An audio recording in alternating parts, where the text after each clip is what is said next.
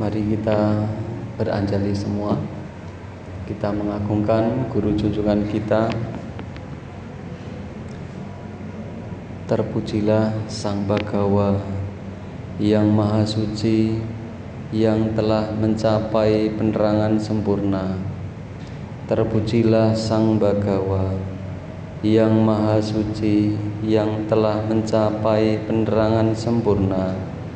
Terpujilah Sang Bhagawa yang Maha Suci, yang telah mencapai penerangan sempurna. Namo Sang Hyang Adi Budaya, Namo Buddhaya. Namo Buddhaya. Bibu Sangga yang saya muliakan, Bapak Ibu, Saudara Saudari, Upasaka Upasika yang berbahagia, pada malam hari ini setelah beberapa bulan yang lalu kita tidak bisa tatap muka, tapi pada malam hari ini kita perdana tatap muka, tetapi tetap menjaga protokol kesehatan. Bapak Ibu menggunakan masker, ya. Bapak Ibu duduknya menjaga jarak, ya. Dan tentu ini tidak mengurangi bakti kita sebagai umat Buddha untuk melakukan aktivitas, untuk melakukan puja yang semestinya kita lakukan baik tiap hari di rumah maupun tiap minggu di wihara. Bapak Ibu saudara sekalian, pada malam hari ini saya ingin menyampaikan ulasan dhamma, ya, berkaitan dengan hal-hal yang pernah kita lihat di sekitar kita. Judul kita pada malam hari ini adalah pengorbanan tanpa darah, ya. Saya ulangi lagi, pengorbanan tanpa darah. Mungkin Bapak Ibu bertanya, loh Bante, namanya berkorban itu kan harus ada darah yang berceceran, ya. Jadi dalam agama Buddha kita akan membahas apa sih pengorbanan tanpa darah. Bapak Ibu di sini pernah ada yang berkorban? Korban perasaan, ya. Ya. Dikasih janji-janji manis, kenyataannya pahit. Nah, apalagi? Korban perasaannya apa? Ya. Jadi dalam agama Buddha juga diterangkan apa sih yang namanya kurban, ya. Bapak Ibu saudara sekalian, sebelum kita lebih detail membahas tentang pengorbanan tanpa darah, tentu kita harus memahami definisi daripada kurban, ya. Jadi di sini ada dua hal yang kadang sering kita ucapkan sama tetapi tulisannya beda, ya. Kadang kita ucapkan sama, tulisannya beda. Apa itu? Ya, korban sama kurban, ya. O sama U, ya. Jadi kalau korban ini kan kadang ada kecelakaan, oh itu korban gitu, ya. Nah, tapi dalam Kamus Besar Bahasa Indonesia itu dikatakan korban itu adalah pemberian untuk menyatakan rasa bakti, rasa setia dan sebagainya. Jadi mungkin Bapak Ibu ketika punya kesetiaan kepada siapapun itu akan mengorbankan apapun, ya. Pokoknya saya korbankan apa yang saya bisa lakukan. Entah itu korban perasaan, ya, korban materi, ya. Nah, itu korban. Tapi kalau kurban itu berkaitan dengan nyawa, ya, dengan nyawa. Nah, itu definisinya yang pertama harus kita pahami. Lalu ada pertanyaan, apakah dahulu zaman kehidupan Buddha ada kisah yang berkaitan dengan korban? Ada atau tidak Bapak Ibu? Kira-kira saja ada atau tidak? Ada atau tidak? Ada, ya. ada dalam kehidupan guru Buddha dahulu. Ya. Tetapi bukan mentah-mentah kita pahami, oh kalau dulu ada korban sekarang kita harus ada korban dong. Ya. Tetapi ada yang berbeda Bapak Ibu. Pemahaman umum dengan pemahaman di dalam agama Buddha. Ini tertera di dalam Digha Nikaya jilid 1 halaman 127. Sutanya bernama Kutta Danta Sutta. Ini berkaitan dengan Brahmana Kutta Danta yang ingin mengorbankan 700 sapi, 700 kerbau, 700 anak sapi, ya. Lah kalau kita melihat angka ya yang besar 700 ya, itu mungkin kalau kita di sini dibagi-bagikan satu provinsi sisa-sisa mungkin ya. Nah, itu. Lalu ada juga sutta yang berkaitan dengan korban seperti itu. Ada satu sutta yang menyatakan tentang kisah yang sama ya, tentang korban, yaitu Duttiya Aggisutta. Itu juga suttanya hampir-hampir sama, berkaitan dengan korban yang ingin mengorbankan 500 sapi, 500 kerbau, 500 banteng ya. Ini berkaitan dengan apa yang dikorbankan? Dengan nyawa. Ketika seseorang mengorbankan dalam bentuk nyawa, artinya seseorang tersebut sudah menancapkan 3 jenis pisau. Ya memang kalau berkorban itu kaitannya dengan pisau. Tapi 3 jenis pisau di dalam sutta ini dikatakan pertama adalah pisau melalui pikiran kita, pisau melalui ucapan, pisau melalui tindakan. Ketika kita mengorbankan sesuatu yang bernyawa, 3 pisau itu sudah ditancapkan. Karena dari pikiran kita akan menghilangkan nyawa daripada hewan tersebut. Lalu ucapannya pasti berucap yang tidak benar, tidak baik. Bahkan seterusnya berkaitan dengan perbuatannya, ya. Maka 3 pisau ini berkaitan dengan hal buruk terhadap hewan yang bernyawa, ya. Maka ada satu kutipan Dhammapada yang sangat menarik, ya. Sebetulnya kalau kita baca itu mungkin kita berpikir ini sabda Buddha ini nakut-nakutin, ya. Orang itu kalau ditakut-takutin pasti tidak akan mengulanginya lagi, benar nggak Bapak Ibu? Ya kan, kalau ditakut-takutin itu di bawah pohon Bodhi Wihara Guna Sambara itu ada hitam-hitam, ya. Nah, kalau ditakut-takutin gitu, Bapak Ibu berani ke situ lagi nggak? Berani nggak? Pasti takut, ya kan? Belum membuktikan sendiri pasti takut, hanya ditakut-takutin. Ada bayang-bayang hitam, ternyata bukan apa-apa, ternyata ada Bante Nata yang duduk di situ. Nah, Bapak Ibu, jadi bukan sabda Buddha ini bukan untuk menakut-nakuti, tetapi untuk memberikan perenungan terhadap kita. Benar atau tidak? Kalau benar ya mari kita lakukan, kita praktekkan. Kalau tidak benar ya tidak perlu, ya. Tetapi ini kan bagian untuk merefleksikan apa yang kita miliki melalui pengetahuan kita. Di dalam Dhammapada 131 itu dikatakan, orang yang mencari kebahagiaan untuk dirinya sendiri dengan cara menyiksa makhluk lain yang juga sama-sama menginginkan kebahagiaan tidak akan memperoleh kebahagiaan di dunia ini maupun di dunia berikutnya. Artinya apa? Kita menginginkan kebahagiaan dengan mengorbankan makhluk lain yang intinya makhluk lain itu juga pengen bahagia. Maka kehidupan kita, kehidupan saat ini dan kehidupan akan datang, kita tidak bahagia. Artinya kita pengen bahagia tapi mengorbankan makhluk lain. Kalau kita bisa berkomunikasi kepada makhluk tersebut, boleh kok Bapak Ibu bertanya kepada hewan yang akan dikorbankan, hewan yang akan disembelih, coba tanya, kamu mau nggak saya potong, ya kan? Kamu mau nggak saya bunuh, gitu ya.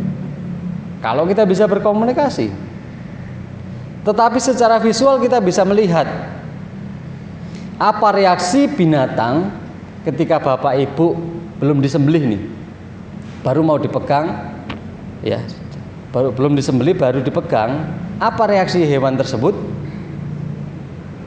Ya, meronta-ronta, ya, nggak mau dipegang, pengennya bebas. Artinya apa? Binatang itu pengen senang, binatang itu pengen bahagia.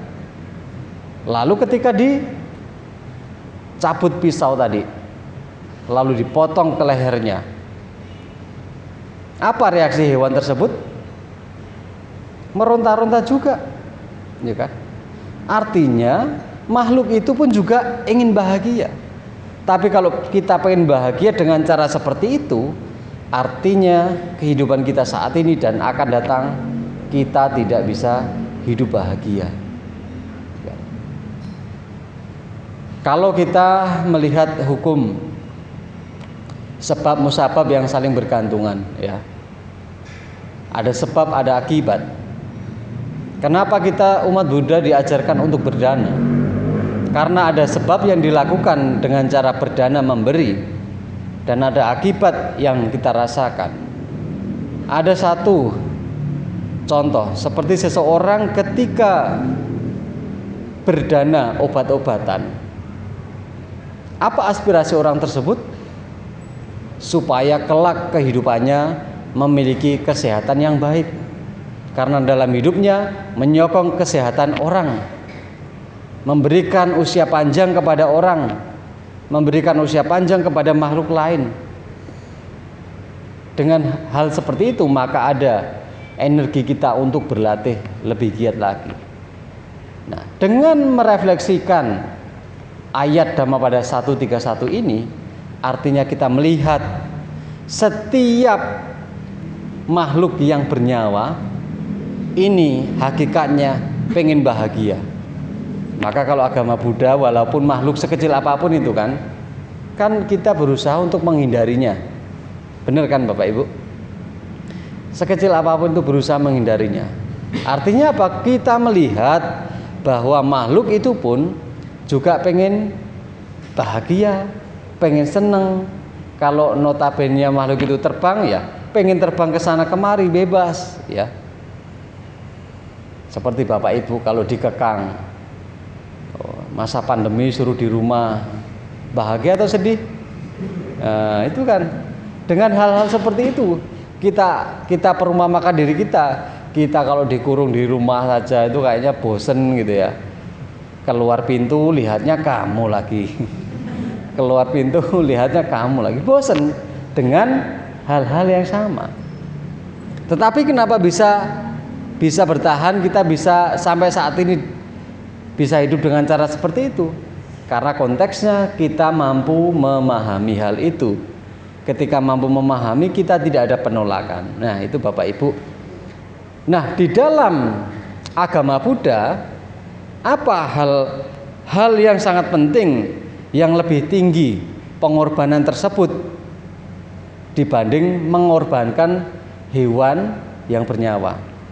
Ya, yang pertama dikatakan di dalam Kutta Danta Sutta itu, yang lebih tinggi adalah pertama berdana kepada para pertapa, kemudian membangun wihara, dan yang ketiga berlindung kepada tiratana, dan yang keempat mempraktekkan 5 sila atau kemoralan, yang kelima meninggalkan keduniawian dan menjalankan kemoralan yang murni. Ya. Artinya 5 hal ini adalah sesungguhnya pengorbanan tanpa darah.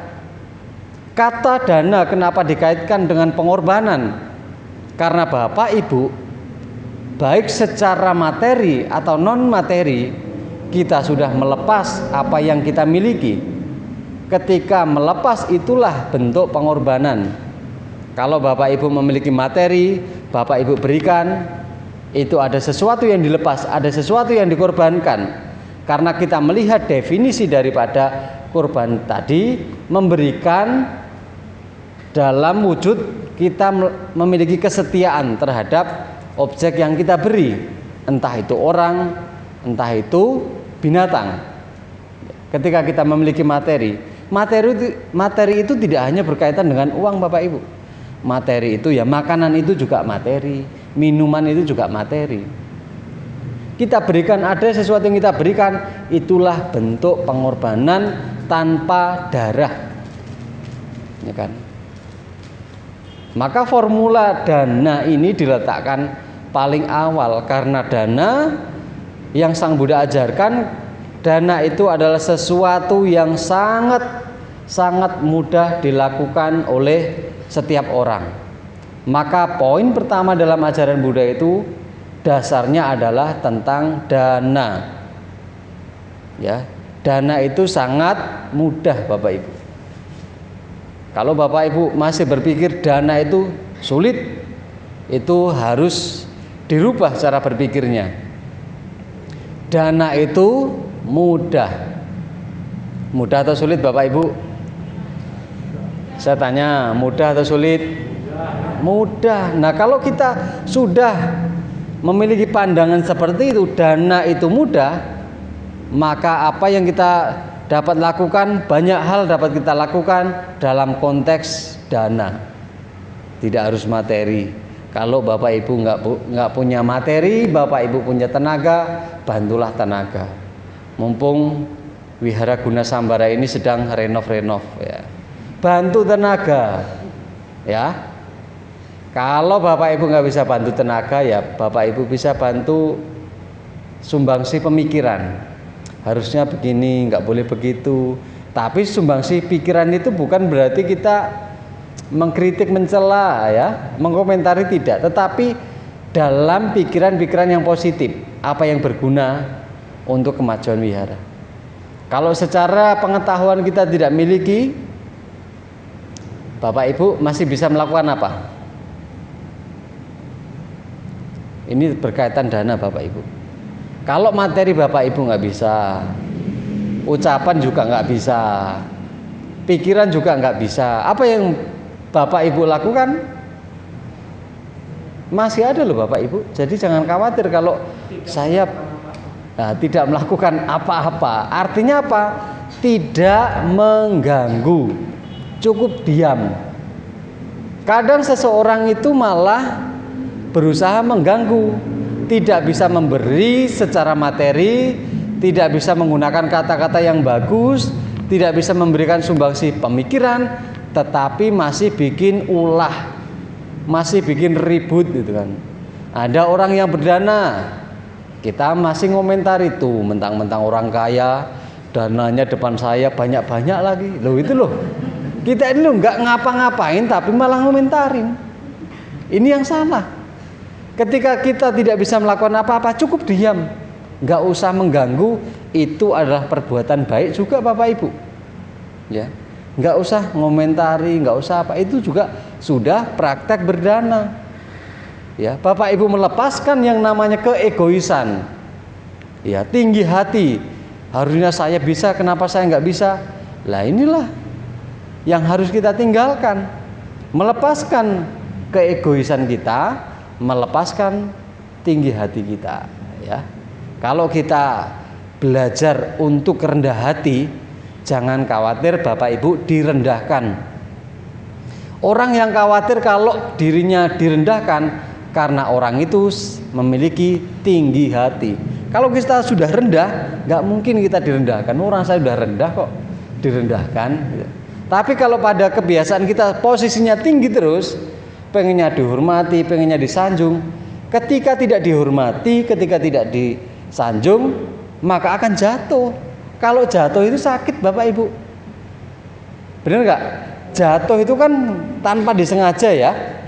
Jatuh itu sakit. Tapi kalau kita turun, ya, melalui setahap demi setahap sampai bawah tidak sakit. Sama posisi orang yang memiliki tinggi hati. Kita berusaha untuk rendah hati, artinya kita punya tahap, punya step, selangkah demi selangkah dari tinggi hati menjadi rendah hati, tidak sakit. Dibanding dari atas langsung jatuh, Ya kalau jatuhnya kaki dulu, kalau kepala dulu. Ini artinya ketika kita memiliki tinggi hati.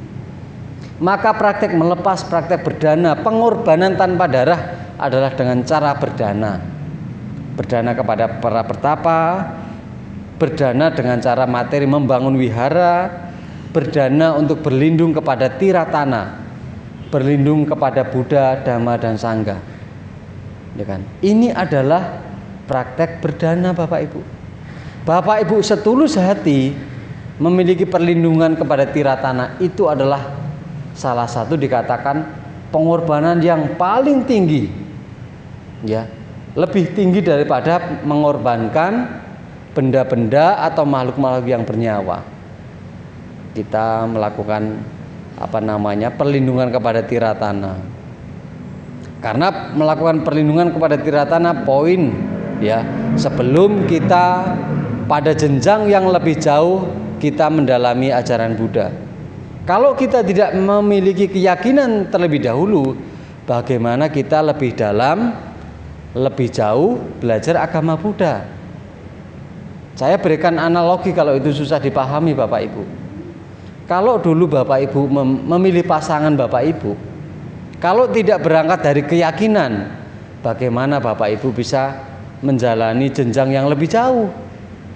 Ya kan? Kan berangkatnya dari keyakinan. Sama dengan kita memiliki keyakinan terhadap tiratana.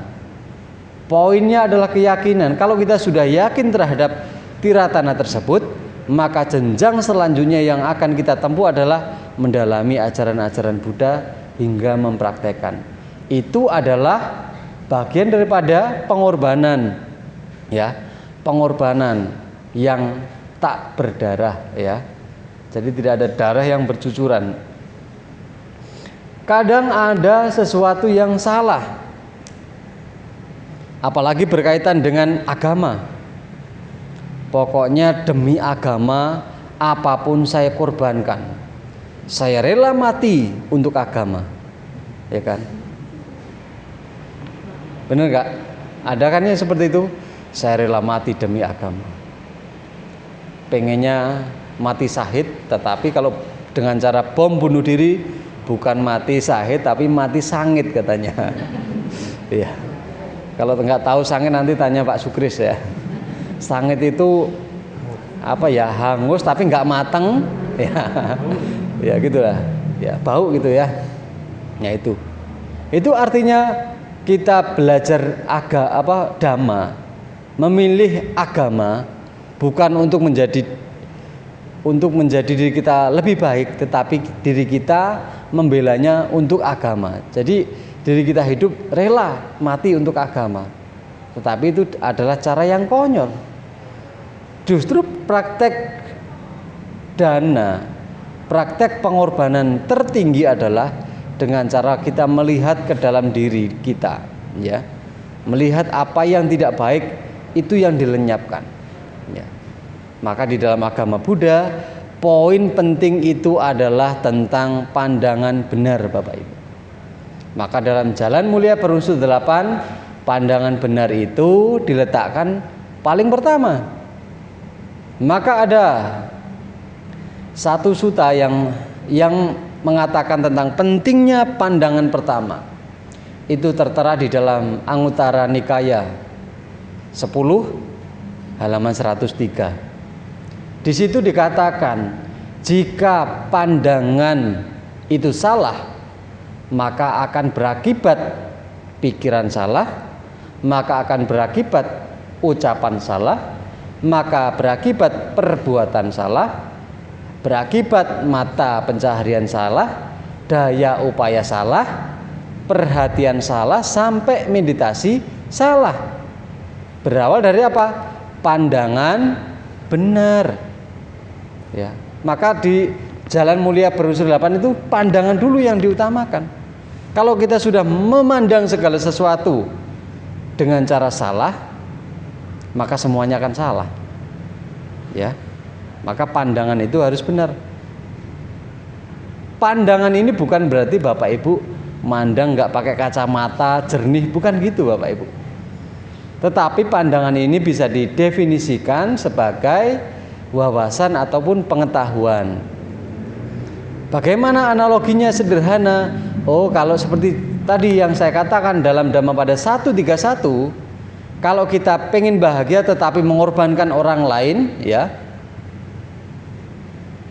Kalau kita memiliki pandangan, oh iya makhluk lain itu pengen bahagia, jadi tidak boleh saya aniaya, tidak boleh saya sakiti, harus saya sayangi. Maka di formula agama Buddha itu ada kata-kata yang sangat indah yang harus kita renungkan terus-menerus Bapak Ibu. Sabesata bhavantu sukhitata, yang setiap puja bakti kita katakan, yang setiap baca parita kita ulang, itu adalah hal yang sangat-sangat luar biasa tentang pentingnya cinta kasih. Katanya umat Buddha itu adalah cinta kasih yang universal, ya kan? Cinta kasih yang universal kan? Apa cinta kasih yang universal? Cinta kasih yang tanpa membeda-bedakan. Kalau masih aku cintanya cuman kamu, dia enggak saya cinta, ini masih belum universal. Tapi yang namanya universal, semua makhluk, tidak hanya semua manusia, tetapi semua makhluk. Ketika di jalan ada kucing kelaparan, Bapak Ibu bisa menolong, kasih makan, itulah baru pengorbanan tanpa melakukan pembunuhan, pengorbanan tanpa berdarah. Ada sesuatu yang dapat kita berikan. Artinya manfaat daripada pengorbanan ini banyak sekali Bapak Ibu. Pengorbanan diidentikan dengan berdana.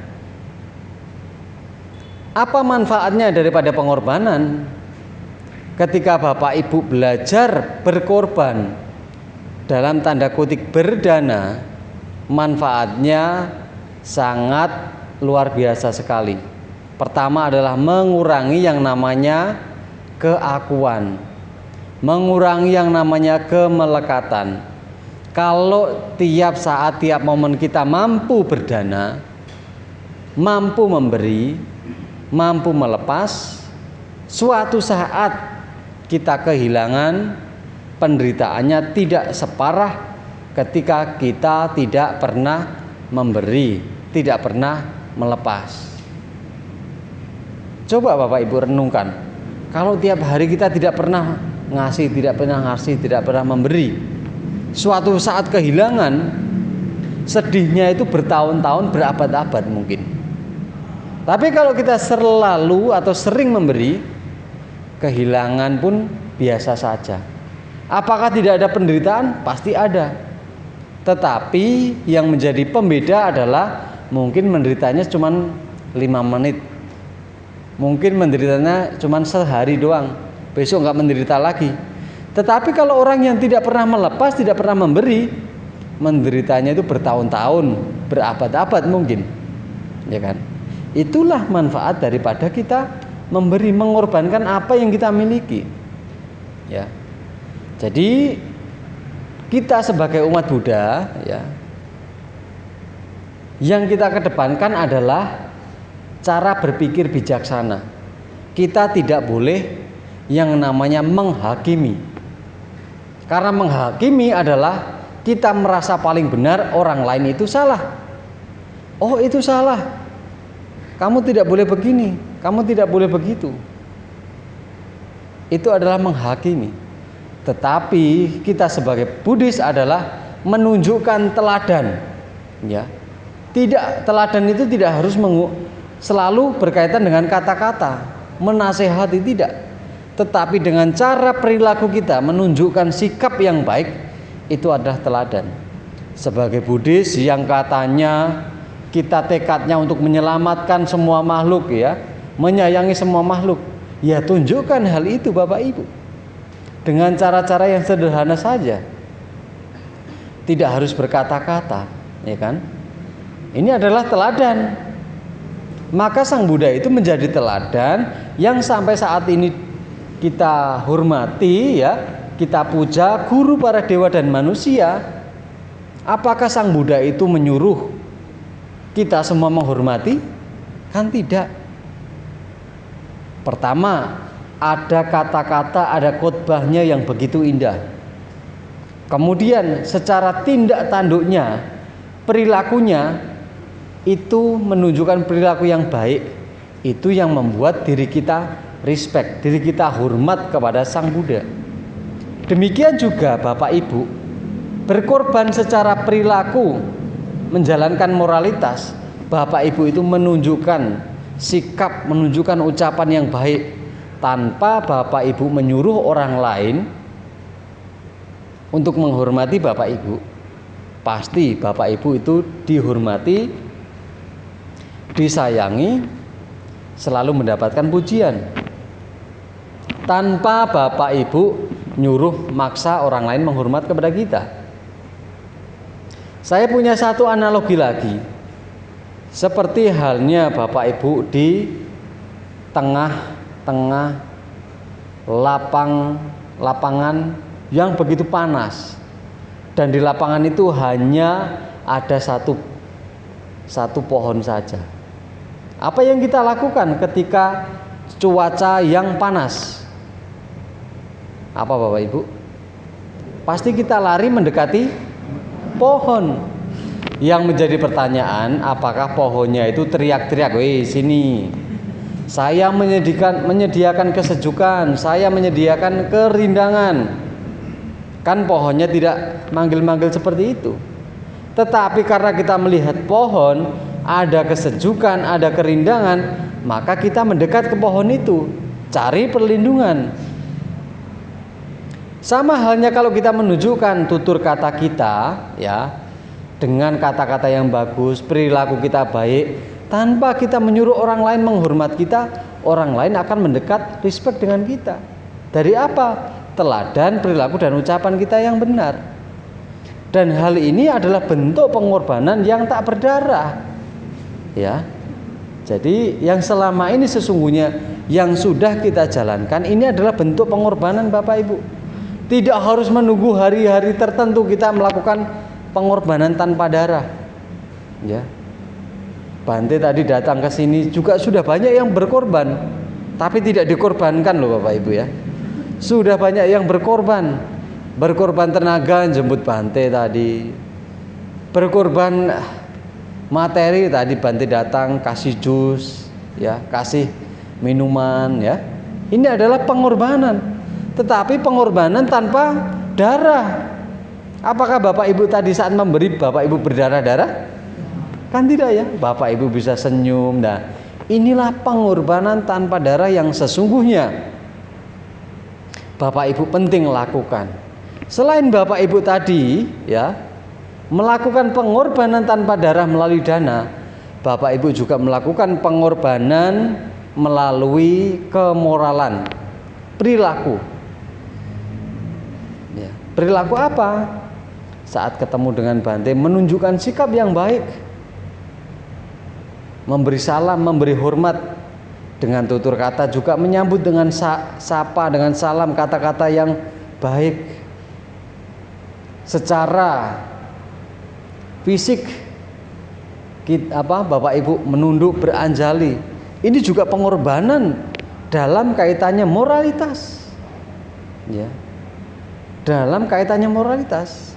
Sehingga Bapak Ibu bisa berpikir bahwa oh, sesungguhnya pengorbanan di dalam agama Buddha itu bukan pengorbanan ya dalam bentuk-bentuk hewan yang bernyawa, tetapi yang seperti itulah sesungguhnya pengorbanan yang paling baik, yang dapat memberikan manfaat bagi si pelaku di kehidupan ini dan kehidupan yang akan datang.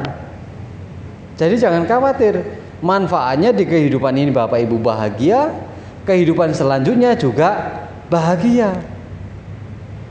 Ya, ada pengorbanan Bapak Ibu ya. Jadi sampai sini bisa dipahami ya Bapak Ibu, pengorbanan tanpa darah. Jangan nanti Bante saya mau berkorban, apa korbannya itu Bante saya punya kambing di rumah ya, tidak. Tetapi pengorbanan tanpa darah inilah yang harus kita junjung tinggi. Karena kita harus melihat ya, kita harus melihat hakikatnya semua makhluk pengen bahagia, pengen senang. Nyamuk sekalipun Bapak Ibu. Ya, nyamuk sekalipun kalau Bapak Ibu bisa berkomunikasi kepada nyamuk, kalau nanti ada kursus bahasa nyamuk ya. Bapak Ibu boleh tanya kok. Ya, nyamuk itu kira-kira pengen seneng atau enggak? Mungkin kan kadang kita jengkel dengan perasaan kita. Kita tidur enak-enak ya. Nyamuk itu bunyi di telinga itu kan. Kenapa Bapak Ibu kok bunyinya di telinga? Ya karena telinga fungsinya untuk dengar gitu. Sebetulnya ketika nempel di kaki pun juga bunyi. Ya, benar nggak? Nempel di hidung juga bunyi, tapi dengar kerasnya ketika di telinga. Karena telinga fungsinya buat dengar gitu. Loh itu loh kadang-kadang kita jengkel. Hewan tersebut melakukan hal demikian juga pengen bahagia kok, cari makan kok ya. Mereka cari makannya seperti itu. Karena di dalam kehidupan nyamuk nggak ada namanya pesan makan pakai GoFood gitu ya. Jadi memang caranya seperti itu, jangan kita menyalahkan. Ya. Apalagi ya. Lintah gitu ya. Cari makannya dengan cara seperti itu, tidak boleh kita menyalahkan. Tetapi kalau kita bisa berusaha, bertekad untuk meminimalisir menyiksa hewan-hewan, lakukanlah. Mungkin ketika digigit nyamuk ya udah di ini saja diambil, diterbangkan lagi ya. Yang menjadi masalah gitu kan, ketika kita sudah melihat, mendengar hewan yang sejatinya pengen bahagia, kita sudah muncul yang namanya kebencian. Saat hewan itu sudah ketangkep diri kita, oleh kita, tidak hanya pembunuhan yang dilakukan. 3 pisau yang ditancapkan tadi, yang saya perumpamakan tadi, pisau pikiran, pisau ucapan, pisau tindakan, semuanya bekerja di situ. Bapak Ibu sudah menancapkan pisau pikirannya, oh nyamuk ini mau gigit saya. Sebelum gigit, saya harus bunuh itu. Pisau pikiran sudah bekerja, pisau ucapan sudah bekerja. Lalu pisau tindakannya juga bekerja, ditangkap, ditepuk, dibunuh. Setelah dibunuh tidak hanya dibunuh saja, sampai geprek-geprek seperti ayam geprek gitu ya. Nah, itulah kebenciannya yang membara-bara. Maka berlatih untuk berkorban. Berkorban menjalankan sila. Kan sila itu tidak berusaha melakukan menjauhi namanya pembunuhan. Itulah pengorbanan yang tanpa darah. Ya. Jadi itu Bapak Ibu Saudara sekalian, perspektif pengorbanan di dalam agama Buddha. Semoga apa yang kita pelajari malam hari ini dapat bermanfaat untuk aktivitas kehidupan sehari-hari Bapak Ibu ya. Sehingga tidak salah ketika kita mengambil satu tindakan, satu keputusan ya. Semoga bermanfaat sharing pada malam hari ini, dan semoga kita semua bisa hidup bahagia dan senantiasa maju di dalam Dhamma. Sadu, sadu, sadu. Sabi sata bawantu sukitata. Semoga semua makhluk hidup berbahagia.